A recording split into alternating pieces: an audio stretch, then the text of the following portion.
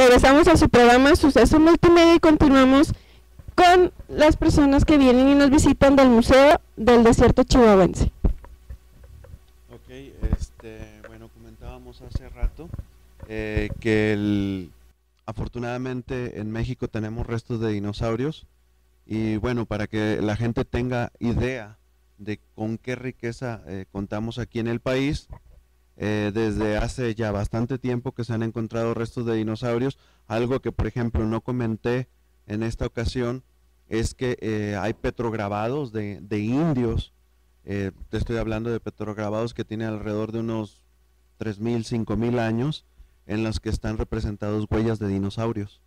Entonces ellos, estas personas que vivían en hace 5.000 años, cazadores recolectores, pues obviamente al ir haciendo su actividad debieron haberse encontrado, en este caso, huellas de dinosaurios, y como eran unos rastreadores excelentes, pues se preguntaron dónde estaban los animales que dejaron esas huellas.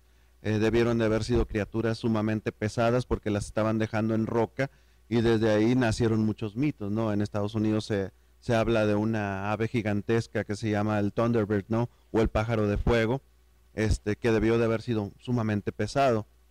Entonces, para los cazadores recolectores que habitaron en América en general, ¿no? O sea, no solamente los que con los que contamos aquí en México, pues debieron de haber visto esas huellas y haberse imaginado cosas espantosas, ¿no? Animales que no veían simplemente en su paisaje.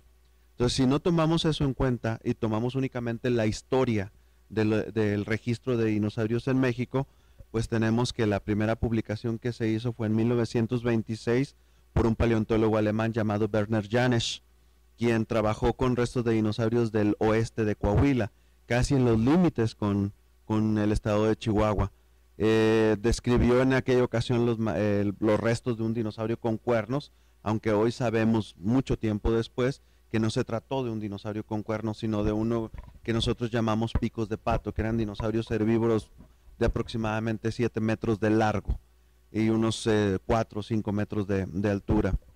Eso fue la primera vez que se describió un resto de dinosaurio para México, y como te digo fue en 1926. De ahí se han registrado dinosaurios en los estados de Baja California, Sonora, aquí mismo en Chihuahua, el estado de Coahuila, Tamaulipas, Michoacán, Puebla, Oaxaca. Novedades siempre va a haber.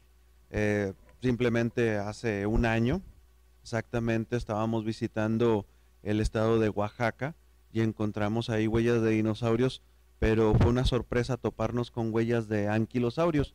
Para los niños a lo mejor sí conocen que es un anquilosaurio, ¿no? Pero las personas que no estudian los dinosaurios, les tenemos que decir que eran dinosaurios completamente acorazados. De hecho hay un esqueleto precisamente en el Museo del Desierto Chihuahuense, un dinosaurio de este tipo, que fue más o menos como los que hizo las huellas de allá de Oaxaca. Cosas importantes que tiene México son muchísimas, ¿no? Tiene una riqueza impresionante, pero por ejemplo, para tocar únicamente el ejemplo de Oaxaca, son las huellas de anquilosaurios más antiguas del mundo. Hace simplemente 5 años, las más antiguas tenían 115 millones de años. Estoy hablando que estas tienen 175 millones de años, es decir, son 60 años más antiguas, son las más antiguas en el mundo. Entonces es una fortuna poder estar trabajando ese tipo de materiales aquí en la República Mexicana. Ahorita que mencionaba acerca de que muchas veces las personas no se informan lo suficiente para saber qué tipo, bueno, más bien qué especies de dinosaurios hay, porque muchas veces a las personas les entra la curiosidad y es cuando están de alguna manera investigando, pero siempre se quedan con la imagen, por ejemplo, de que les dan alguna plática acerca de este tema o lo ven en algún documental, pero no se ponen a decir, bueno, o sea, yo se quedó corto ese documental, yo quiero saber más, quiero experimentar más, quiero saber de dónde viene.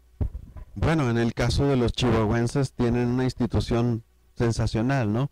Que es el Museo del Desierto Chihuahuense. Ahí pueden ustedes visitarlo y acercarse más hacia el conocimiento paleontológico.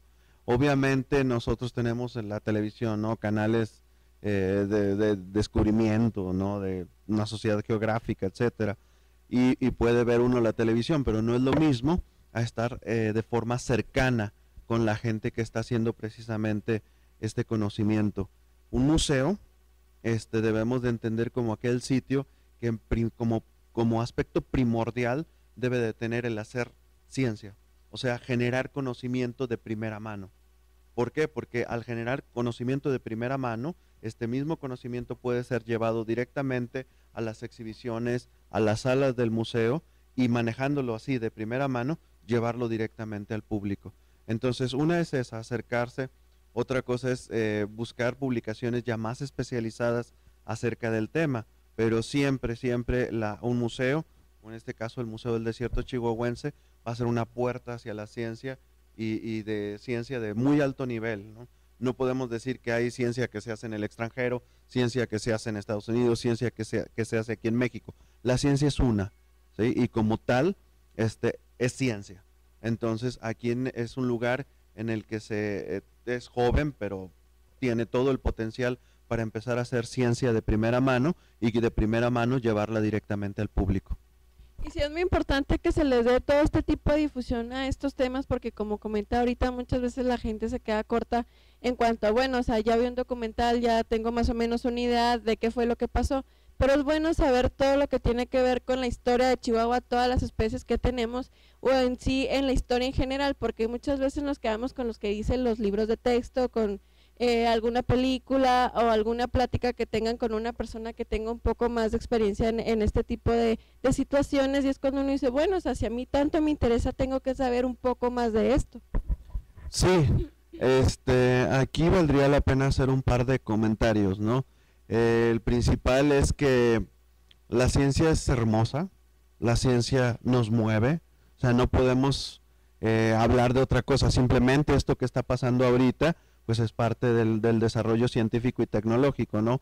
Ahora las telecomunicaciones son increíbles y nada de esto existiría si no fuera precisamente por la ciencia.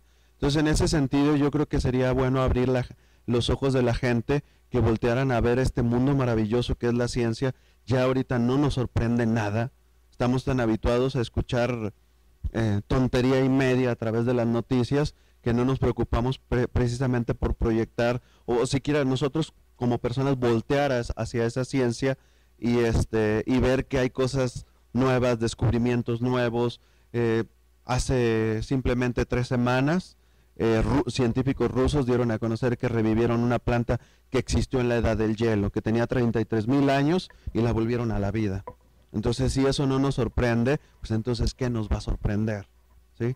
Si hemos perdido nuestra capacidad de asombro, yo creo que estamos perdidos, ¿no? Somos simplemente seres que vamos de nuestra cama al trabajo, del trabajo a la cama, comemos, vivimos, respiramos, pero no nos maravillamos de nada. Y el segundo comentario que es necesario decir es que la verdad es que si cualquiera de ustedes tuvieran un dolor de muelas, no irían con un ferretero, no irían con un carnicero a consultar su dolor de muelas, irían directamente con un odontólogo, ¿sí? Con un dentista. ¿Por qué hago este comentario? Porque mucha gente destruye los fósiles al sentirse paleontólogo.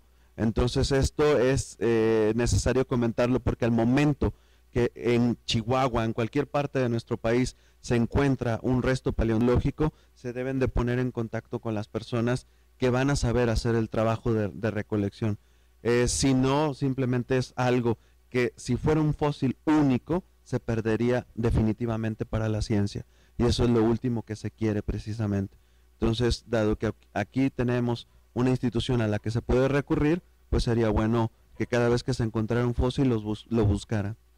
Sí, es muy importante, porque muchas veces se hacen pasar por una persona que de alguna manera sabe cómo manejar todo este tipo de situaciones, pero como usted comenta, a veces hay personas que toman algún fósil y ese fósil se supone que son muchas veces únicos, y es cuando se pierden totalmente y ahí ya no se puede hacer nada. ¿Por qué?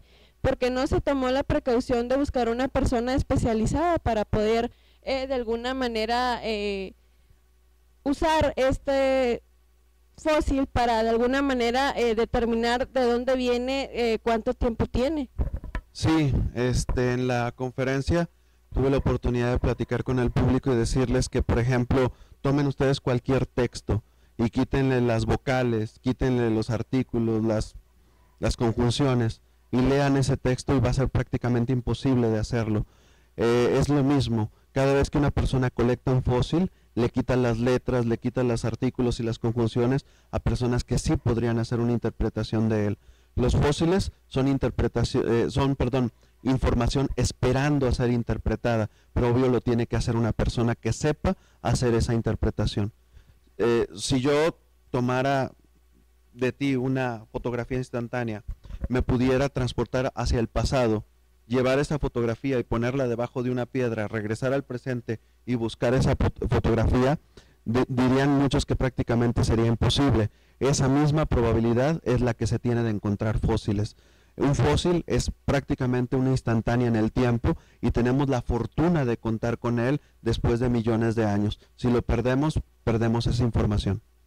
Sí, es muy importante que cuando de alguna manera se encuentren todo este tipo de alguna manera fósiles, que se comuniquen con las personas que saben que son especializadas y que no se vayan con la finta de que, bueno, una persona diga, yo soy paleontólogo, yo sé mucho de esto.